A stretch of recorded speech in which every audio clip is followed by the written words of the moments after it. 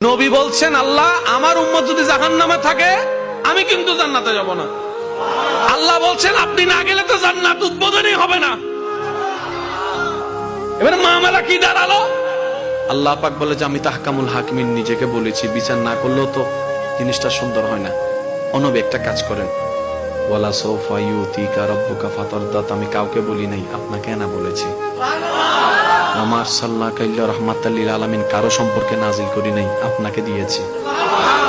ওয়ালাল আখিরাতু খায়রুল লাকা মিনাল উলা, কাউকে বলি নাই, আপনাকে বলেছি। আর আমি আল্লাহ ভালো করে জানি আপনি হচ্ছেন উম্মতের দরদী নবী। আপনি নিজের জন্য কাঁদেন নাই, সন্তানের জন্য কাঁদেন নাই, পরিবারের জন্য কাঁদেন নাই, নাতির জন্য কাঁদেন নাই, যত কেঁদেছেন জীবনে সবকিছু উম্মতের জন্য।